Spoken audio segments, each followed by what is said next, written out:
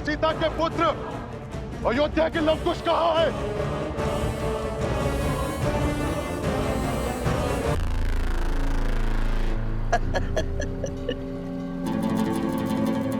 कहने को श्री राम की परछाई, श्री राम, और अपनी प्रजा के प्रश्न का उत्तर नहीं दे पाए। बताइए,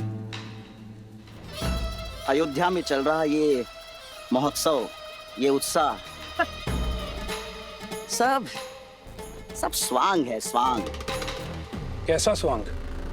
हमारे भोले भाले मन को छलने का स्वांग, हमारे विश्वास को तार तार कर देने का प्रयास। हम भी कितने मूर्ख हैं, नहीं? अच्छा, एक बात बताओ, सबसे पहले क्या हुआ? सबसे पहले वो दोनों लव और कुश यहाँ आए और रामायण के कुछ दोहे, कुछ श्लोक और कुछ गीत गाकर सबका मन मोह लिया।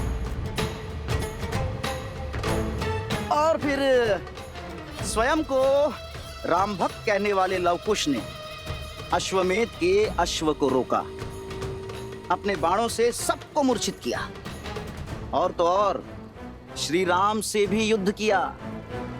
और सोचो, जिनसे रावण ना जीत पाया वो श्री राम लवकुश के सामने कुछ न कर सके।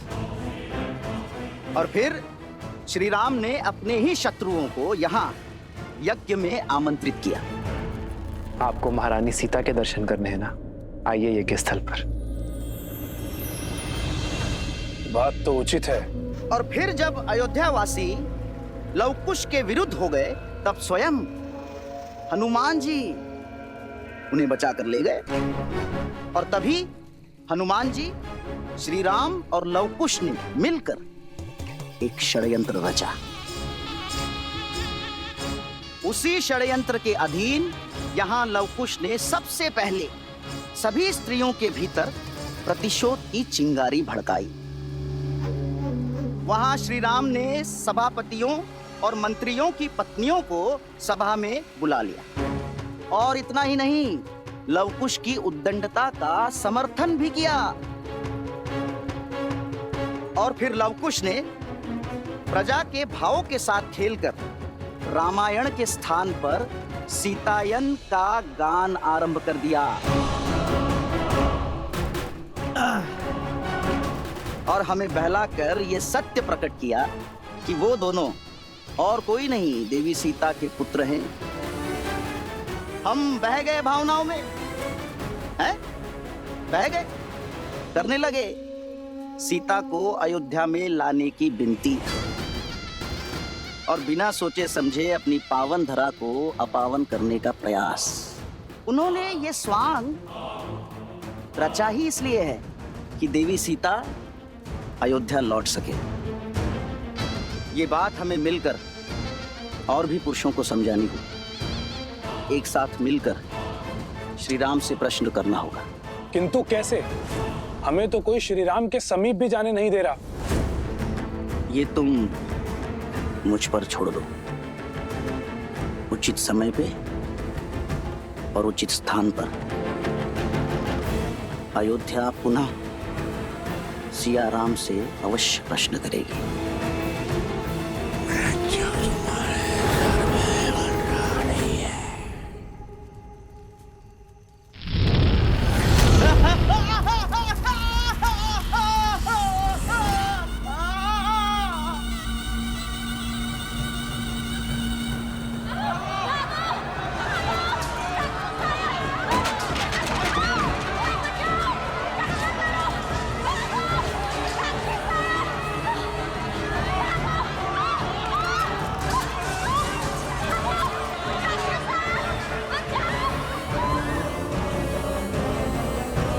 अयोध्या के लवकुश बाहर आओ।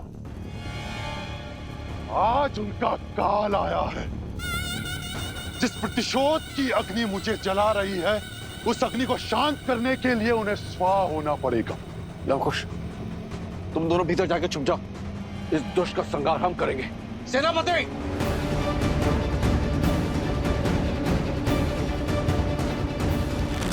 नहीं नाना श्री,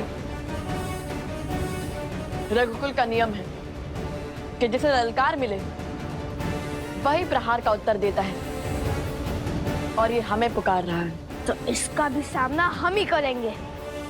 नहीं, मेरी सीता तो मुझसे दूर हो गई, पर उसके अंशों को दूर नहीं होने दूंगी। नहीं।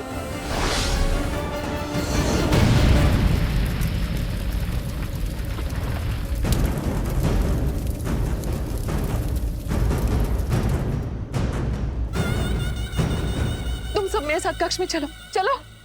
नहीं नानी माँ, आप भूल गई, हम सिया के और रघुकुल के राम के पुत्र हैं। हमें कुछ नहीं हो सकता।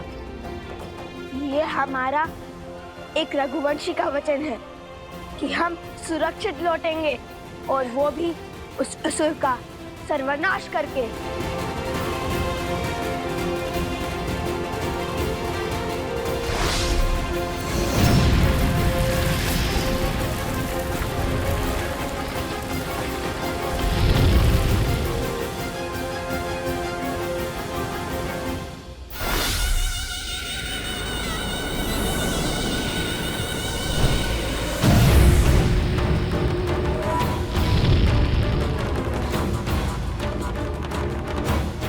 कहाँ छुप कर बैठे हो लोग? कुछ बाहर आओ। पिंगलाश तुम्हें चुनौती दे रहा है।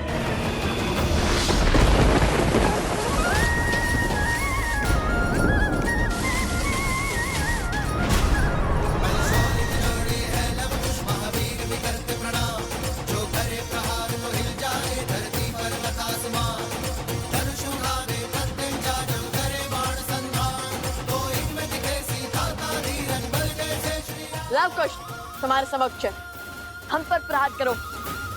इन निर्दोषों पर क्यों वार कर रहे हो? अपने संहार के लिए सज हो जाओ। आकार से बड़े शब्द हैं तुम्हारे। आज वर्षों से जल रही मेरी प्रतिशोध की अग्नि शांत होगी। शीघ्र ही ज्ञात होगा तुम्हें। आक्रमण! तुम दोनों के अंत के बाद तुम्हारे रक्तपान से होगी मेरी अग्नि शांत।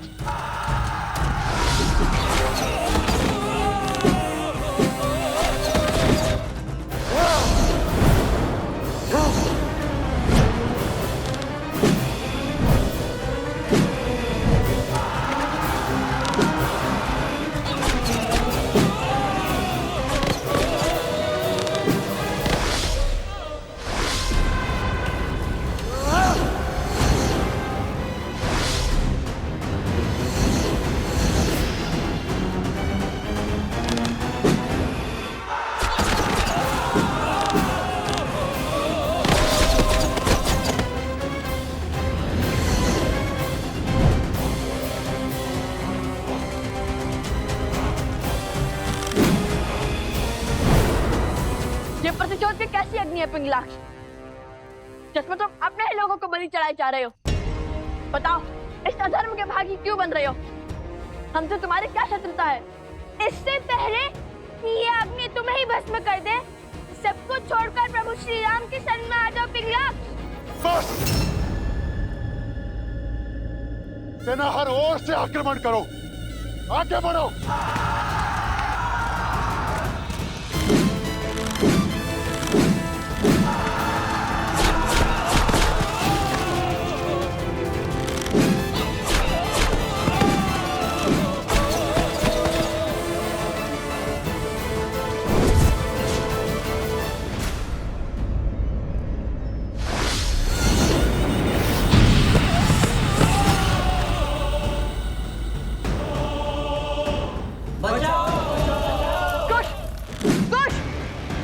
तुम जाकर उन्हें बचाओ, मैं इन असुरों का सामना करता हूँ।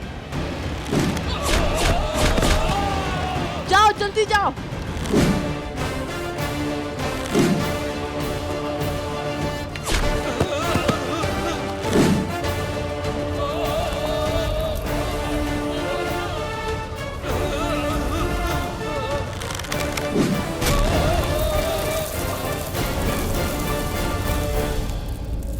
बाहर आओ, सब लोग बाहर आइए, इस ओर चलिए। शीघ्र कीजिए सैनिकों, शीघ्र कीजिए। जब दो हिरण को एक साथ अकेट करना कठिन होता है तो उन्हें एक दूसरे से दूर कर अकेला करना ही उचित होता है। शीघ्र कीजिए, सब सुरक्षित तो है ना? जाइए जाइए।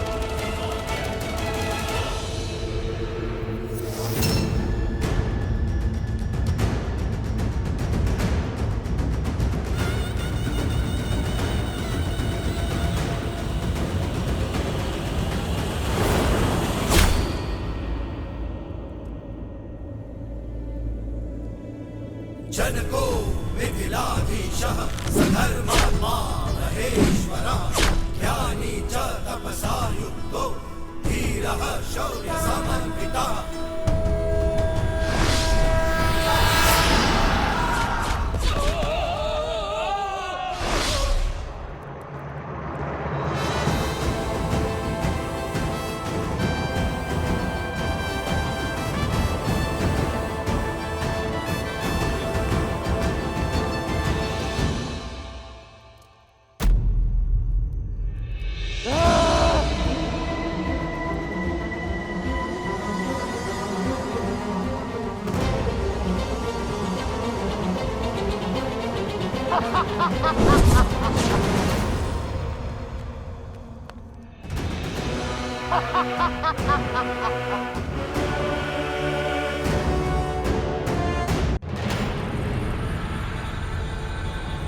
आक्रमण! सावधान असुर!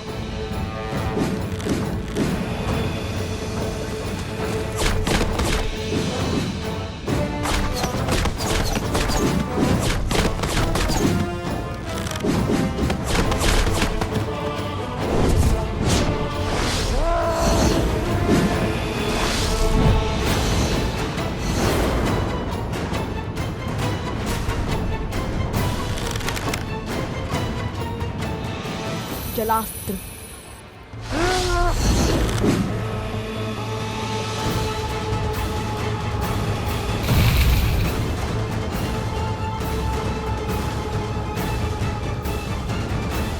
जलास्त्र। जलास्त्र।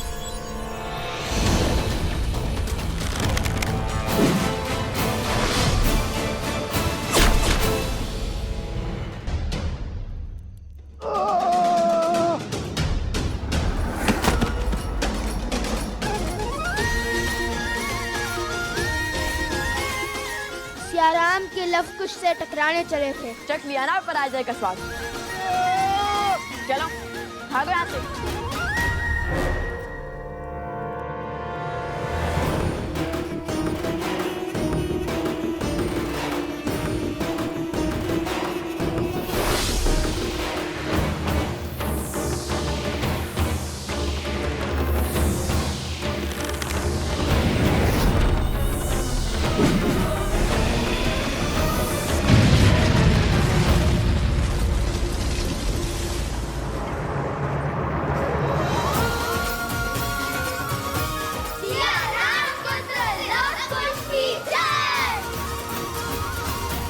कौन था ये? और भला हमें क्यों मारना चाहता?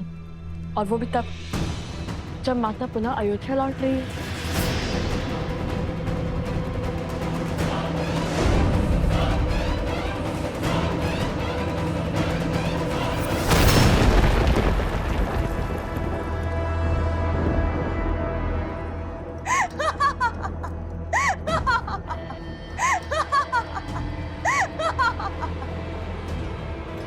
मेरा सेवक तुम्हारा अंत नहीं कर पाया तो क्या हुआ? मैं शूर्पणखा करूंगी तुम्हारा अंत।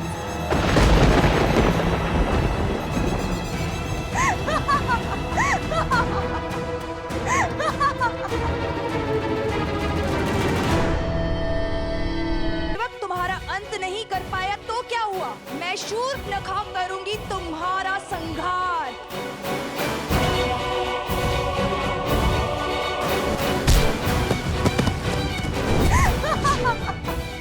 लो कुश, जानती हूँ कि हर माया की काट खोजने में सक्षम हो तुम दोनों।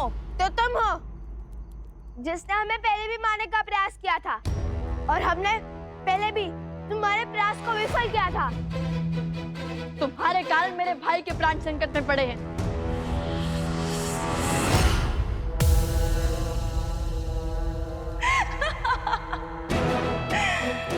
उस समय तो केवल प्राण संकट में पड़े थे, परंतु आज तो पखेरु हो जाएंगे, तुम्हारे भी और तुम्हारे भाई के भी।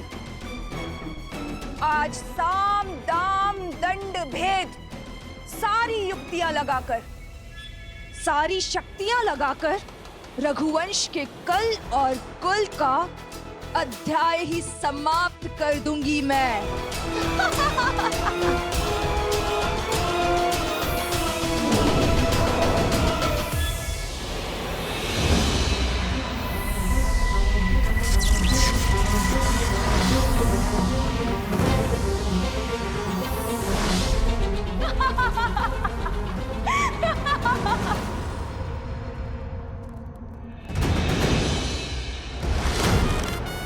सावधान शूर्पणखा, स्त्री पर वार करना रघुकुल की मर्यादा का संहार है। रोक दो ये दुस्साहस, अन्यथा कहीं हमें भी काका श्री लक्ष्मण की भांति उनके पद चिन्हों पर न चलना पड़ जाए। उदंडी बालक,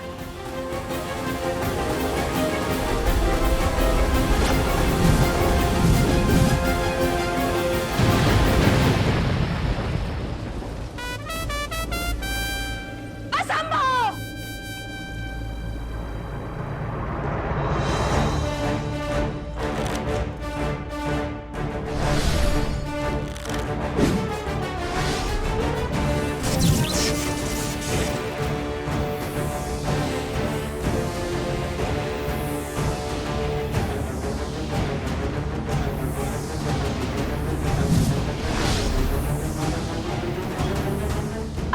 हर मायाजाल का अंत हुआ शूर्पणखा।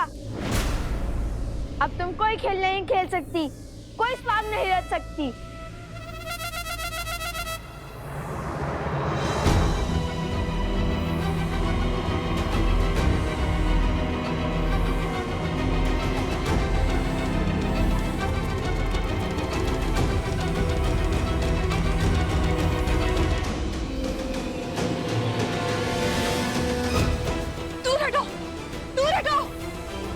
ये स्त्री नहीं, राक्षसनी है।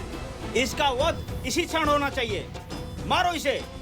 अरे सिया राम के वियोग का कारण भी तो यही है। मारो इसे।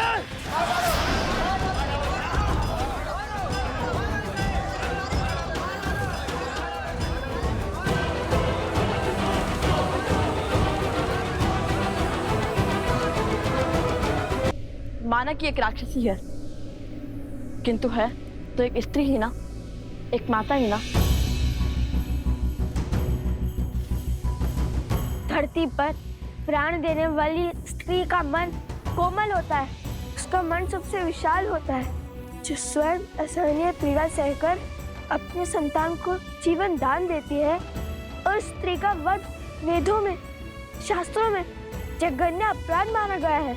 आप ज्ञान के केंद्र मिथिला की प्रजा हैं और धर्म की रक्षक मैथिली के प्रिय हैं। आप इस पाप के भागी मत बनिए और मेरी मानिए, इसे जाने दीजिए।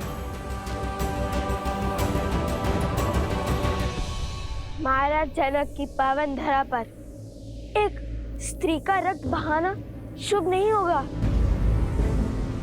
लवकुश का कथन उचित है। प्रकृति कुकर्म का दंड स्वयं देती है और इसे भी इसके कुकर्म का दंड अवश्य मिलेगा। जाने दो इसे।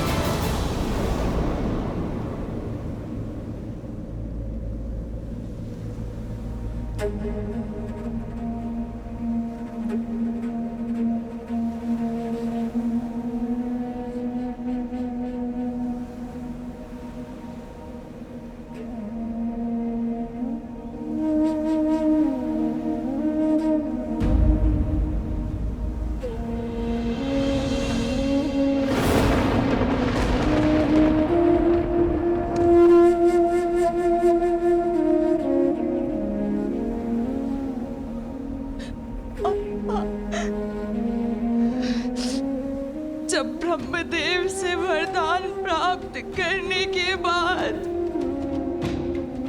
इस भूमि पर आपने अपने पांव रखे थे और आपने अपना दिग्विजय आरंभ किया था।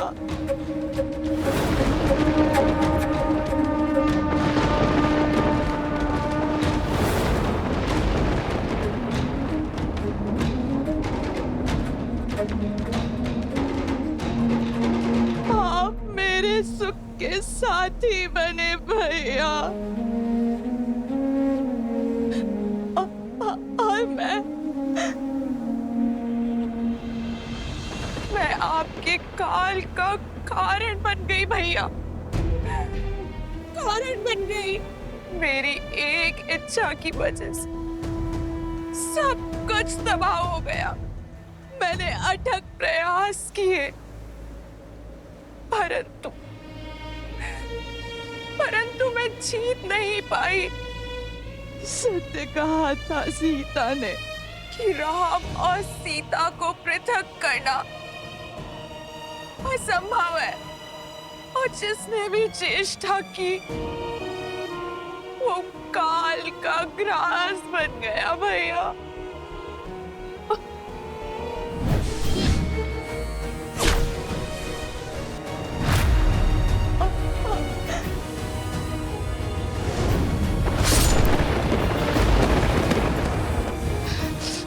मारो इसे। नहीं, माना कि एक राक्षसी है, किंतु है तो एक स्त्री ही ना। और मेरी मानिए, इसे जाने दीजिए। और आज उन्हीं राम और सीता के पुत्रों ने मुझे बचाया। जिस राम और सीता को पृथक करने के प्रयास में इस समस्त चक्र का आरंभ हुआ। सत्य कहा था सीता ने कि संसार को दोष देते देते मैं स्वयं के भीतर झांकना तुम भूल ही गई। तुम्हारे हर शब्द की प्रतिध्वनि अभी भी मेरे कानों में गूंज रही है सीता। खेद है मुझे। मेरा परिवार, मेरे कुल का सर्वनाश का कारण मैं बन गई। अब मुझे शीघ्र जाना होगा अपने कुल, अपने भैया दशानंद के पास, ताकि मैं उनसे क्षमा मांग सकूं।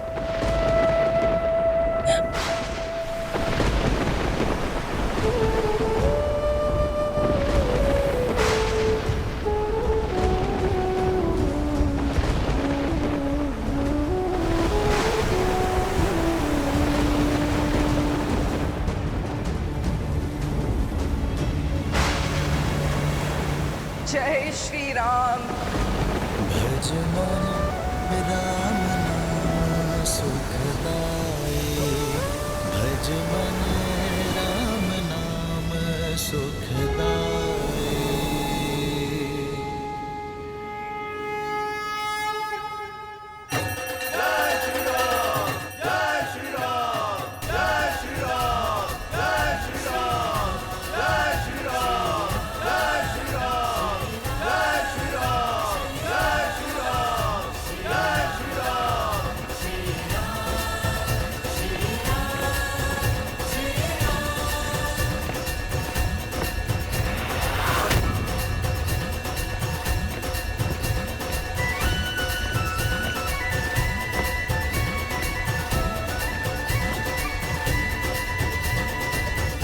अब तो देवी सीता के लिए महारानी के राजवस्त्र और मुकुट भी जा रहा है। अब तो अपनी योजना बताओ। अनिक और धीरज रखो मित्र, कुछ ही क्षणों में उचित समय हमारे समक्ष होगा।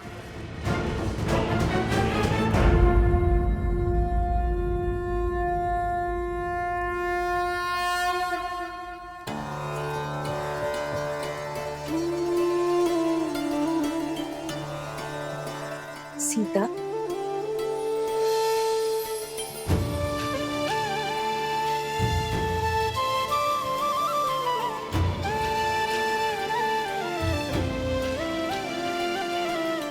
माता,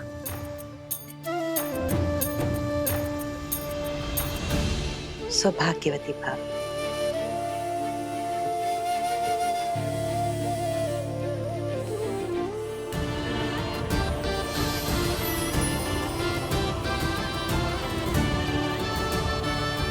संपूर्ण अयोध्या अपनी महारानी सीता को देखने के लिए आतुर है।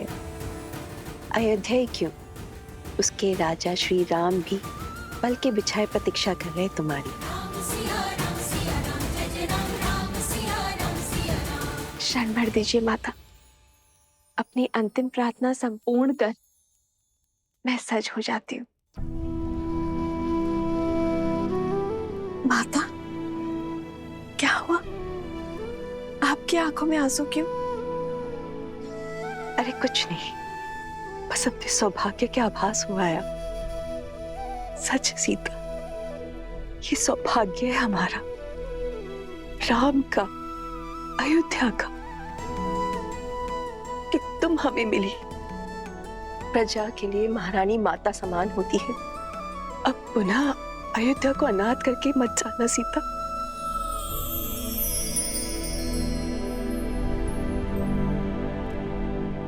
धर्म और सत्य के तेज ने अधर्म और असत्य का हर अंधकार मिटा दिया है माता। अब मैं भला इस पावन नगर और अपनी प्रजा से पृथक कैसे हो सकती हूँ? आप अपने मन का हर सत्य, हर चिंता त्याग दीजिए।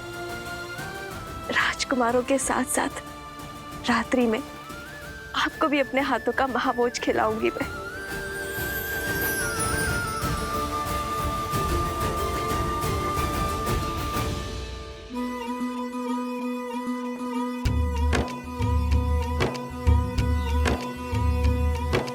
महावेगी सरयू के किनारे पावन बड़ा है एक नगर, जहाँ सूर्य वंश की महिमा से है रची बसी हर राह डगर। प्राण जाए पर वचन न जाए, प्रण पाले हर योद्धा है।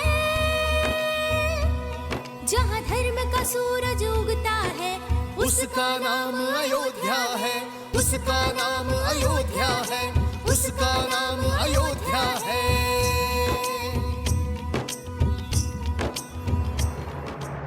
लक्ष्मण कहाँ जा रहे हो?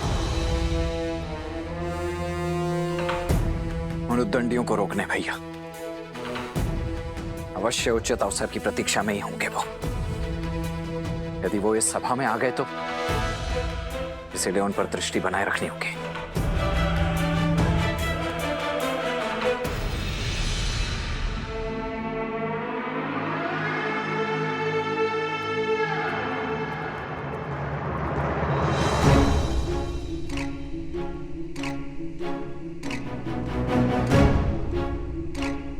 क्या हुआ? वो देखो राजनुज लक्ष्मण अवश्य हमें रोकने के लिए आए होंगे, ताकि हम सभा में जाकर महाराज से प्रश्नों के उत्तर ना ले पाए। कुछ सोचो।